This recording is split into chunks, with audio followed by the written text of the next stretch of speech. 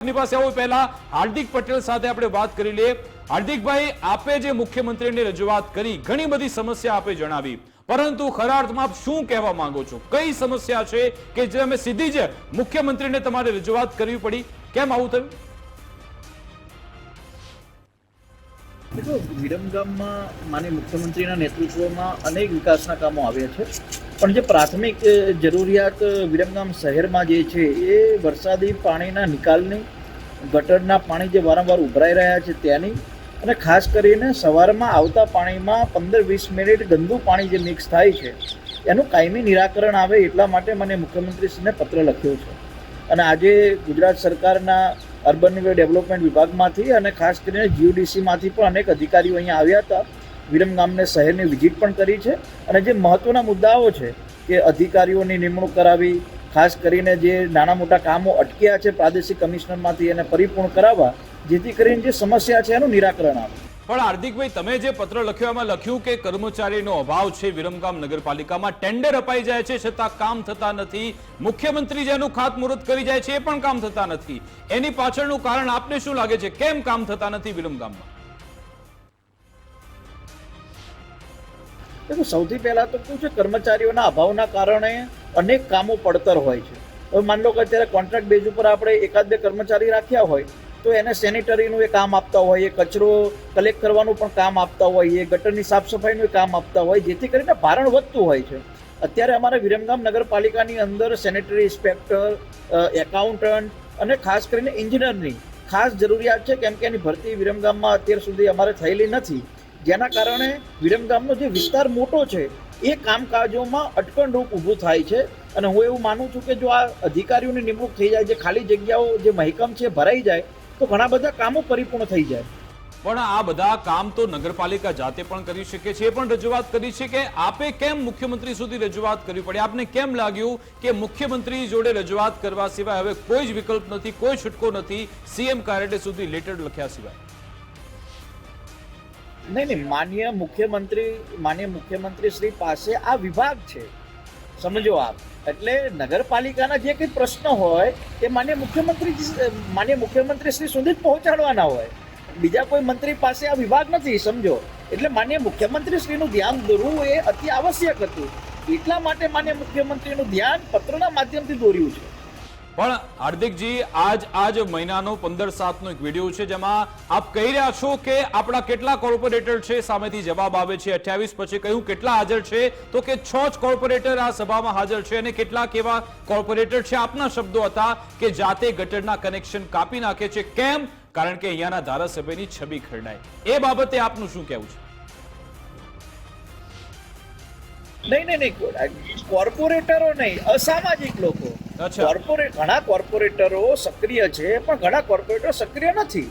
તો સ્વાભાવિક રીતે સક્રિય કોર્પોરેટર હોય તો એની તારીફ કરવી જોઈએ, જે અસક્રિય કોર્પોરેટર હોય તો એને ટક્કર તો કરવી પડે ને, કેમ કે લોકોના આશીર્વાદથી આજે આપણે કોર્પોરેટર બન્યો, હું ધારાસભ્ય બન્યો હોય તો અમારા બધાની ફરજ છે કે જનતાના જે મુદ્દા છે એનું સમાધાન આવે।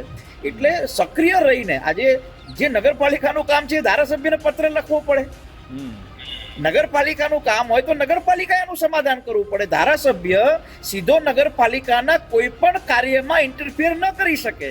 મારે કોઈ વિસ્તારમાં ગટર ઉભરાતી હોય અને ગટર ઉભરાય છે એનું સમાધાન કરવું હોય તો હું જાતે ન કરી શકું, મારે પણ નગરપાલિકાને સૂચના આપવી પડે। હાર્દિકભાઈ, ખૂબ જ મોટું નિવેદન આપી રહ્યા છો, આપ કહી રહ્યા છો કેટલાક કોર્પોરેટર જે અસામાજિક તત્વો છે એને આપ અસામાજિક ગણાવી રહ્યા છો। વિરમગામમાં એવા લોકો છે કે જે જાતે ગટરના કનેક્શન કાપી શકે છે, આવું કેવી રીતે બની શકે?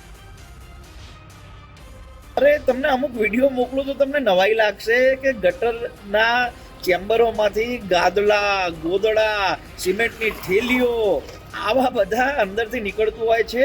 બધા એવા નથી હોતા, 1, 2, 5 લોકો હોય જે વિકાસ વિરોધી લોકો હોય, પણ મોટો વર્ગ એવો છે જે એવું ઈચ્છે છે કે વિરમગામમાં વિકાસ થાય, વિરમગામનું કંઈક સારું થાય, અને ધારાસભ્ય તરીકે, જનપ્રતિનિધિ તરીકે મારી એવી ફરજ છે કે આ જે લોકોની અપેક્ષા છે, અપેક્ષાઓ પરિપૂર્ણ થાય। તમે ધારાસભ્ય તરીકે તમારી ફરજ બજાવી, પરંતુ અહીંયાના જ આપના ભાજપના મહામંત્રી છે હર્ષદભાઈ ઠક્કર, મેં એમની સાથે વાત કરી કારણ કે એમણે ફેસબુક પર પોસ્ટ કરી હતી, મને લાગ્યું કદાચ આપના વિરોધમાં છે। મેં જ્યારે ટેલિફોનિક વાતચીત કરી એમણે કહ્યું કે હાર્દિકભાઈએ બધાને સાથે લઈને ચાલવાની જરૂર છે, એકલા ચાલી રહ્યા છો તમે, શું કહેશો એ બાબતે? ડાયરેક્ટ સીએમને રજૂઆત કરવાની જરૂર નથી। હર્ષદભાઈ રોજ અમારા કાર્યાલય આવે છે ને એમના સૂચના અનુસાર જ અમે કામ કરતા હોઈએ છીએ. બરાબર છે, પરંતુ આપે જે પત્ર લખ્યો સાહેબ 24 કલાકમાં ગાંધીનગરથી ટીમ આવી જાય, તપાસ શરૂ થાય, સર્વે શરૂ થઈ ગયાનો મતલબ કે આજની તારીખમાં આપની ધાક તો છે, આપ લેટર લખો, ઇમ્પેક્ટ તો આવે જ છે. નહીં, મારી વિનમ્રતા છે કે મારે વિરમગામ શહેરમાં કંઈક સારું થાય એવો પ્રયાસ કરવો જોઈએ. માનનીય મુખ્યમંત્રી શ્રી ખૂબ સંવેદનશીલ છે. માનનીય મુખ્યમંત્રી શ્રી હંમેશા બધાનું સાંભળતા હોય છે અને એટલા માટે જ માનનીય મુખ્યમંત્રી શ્રીનું મેં ધ્યાન દોર્યું, જેથી કરીને આનું નિરાકરણ આવે. હવે ન કરે નારાયણને એવી કોઈ ઘટના વિરમગામ શહેરમાં બને અને કાલ ઉઠીને માનનીય મુખ્યમંત્રી શ્રી મને ટકોરે કે હાર્દિક કેમ તે મારું ધ્યાન નહોતું દોર્યું, એટલા માટે મેં માનનીય મુખ્યમંત્રી શ્રીનું ધ્યાન દોર્યું છે, જેથી કરીને જે સમસ્યા છે એનું કાયમી સમાધાન થાય. તો હાર્દિકભાઈ, તમે એ ઉપવાસ આંદોલનનો શબ્દનો ઉપયોગ કેમ કરવો પડે? આપ પોતે સત્તા પક્ષના ધારાસભ્યો છો, જો તમારે આવું કરવું પડે તો વિપક્ષના ધારાસભ્યની શું હાલત થાય? આ ઉપવાસ આંદોલન એ કેમ? પબ્લિક આંદોલન કરે, પબ્લિક ત્રાસી ગઈ હોય, તમે યાર એ તો વિચારો, ઘરમાં સવારમાં પાણી આવતું હોય 15 મિનિટ ગંદુ પાણી આવતું હોય તો તમે દુઃખી ના થાવ? તો એ દુઃખી થયેલો માણસ કોઈ સ્ટેપ ભરે તો જનપ્રતિનિધિ તરીકે મને એમ કે હાર્દિકભાઈ તમારે આવવું પડશે તો મારે જવું જ પડે ને. અચ્છા હાર્દિકભાઈ, આ ભાજપમાં બરાબર તમે સેટ તો છો ને, કે પછી કોઈ ગુંગળામણ થયેલી છે, કોઈ ખેંચતાણ થયેલી છે, કોઈ પગ તો નથી ખેંચતું ને આપના? બિલકુલ નહીં. અમારા બધા જ કોર્પોરેટરો, અમારા બધા સંગઠનના હોદ્દેદારો સાથે મળીને વિરમગામની ચિંતા કરીએ છીએ. એટલા માટે તો કેવું પડ્યું કે આ પત્રમાં તમે કોઈ કોર્પોરેટરની વિરુદ્ધમાં કે કોઈ સંગઠનની વિરુદ્ધમાં ક્યાં એક શબ્દ છે? એ શબ્દ નથી બરાબર, પરંતુ આપના શબ્દો પોતાના હતા કે કેટલાક કોર્પોરેટર ધારાસભ્યનું ખરાબ થાય એવું વર્તન કરે છે, પછી આ સવાલ થવાનો ઉભા થશે સવાલ આવા. નહીં, એ તો એમની સક્રિયતા નથી. હવે એમને આવવું જોઈએ, કેમ કે વિરમગામના હાર્દ સમાન જ્યારે ટાવરનું લોકાર્પણ કરતા હોઈએ તો દરેક લોકો એમાં સહભાગી થવું જોઈએ. જે તે વિસ્તારમાં કામ થતું હોય, જે તે વિસ્તારમાં ભૂમિપૂજન હોય, લોકાર્પણ હોય તો ત્યાંના કોર્પોરેટર સક્રિય થવું પડે. હવે નગરપાલિકાનો વિષય મારો નથી, છતાં પણ ધારાસભ્ય તરીકે મારો વિસ્તાર છે એટલે હું સક્રિય નથી થયો. અચ્છા ઠીક છે, નગરપાલિકાનો આપનો વિષય નથી, છતાં પણ તમે એના કામ શરૂ કરાવી દીધા. આપનો એક પત્ર અને ગાંધીનગરથી ટીમ દોડતી થઈ જાય છે, કામ બધા થશે એવું લાગી રહ્યું છે. વિરમગામની જનતાને આપ શું સંદેશ આપવા માંગશો? અંતિમ પ્રશ્ન. વિરમગામ શહેરના સૌ લોકો સાથે મળીને આ ઐતિહાસિક વિરમગામના વિકાસ માટે કામે લાગેલા છે. તમને નવાઈ સાથે કોઈ વિરમગામ શહેરમાં આટલા દિવસથી હું ધારાસભ્ય તરીકે છું, 24 કલાક કાર્યાલય ખુલ્લું હોય છે, લોકો ગમે ત્યારે અમને રજૂઆત કરવા આવતા હોય છે. ધારાસભ્ય તરીકે મારી ગાડીમાં તમને એમએલએની પ્લેટ ના જોવા મળે. સામાન્ય રીતે બધાની વચ્ચે રહીને વિકાસના કામો તો કરીએ, પણ સાથે સાથે જનસેવાના કામમાં પણ અમે લાગેલા હોઈએ છીએ. એટલે વિરમગામ શહેરના લોકો તો અમારી સાથે ખભેથી ખભો મિલાવીને વિકાસના કામમાં જોડાયેલા છે. માત્ર જે નાની મોટી ત્રુટીઓ છે એ ત્રુટીઓ જો પૂરી થાય તો વિકાસના કામો પરિપૂર્ણ થાય. બિલકુલ, આભાર હાર્દિકભાઈ, અમારી સાથે જોડાવા બદલ, વાતચીત કરવા બદલ.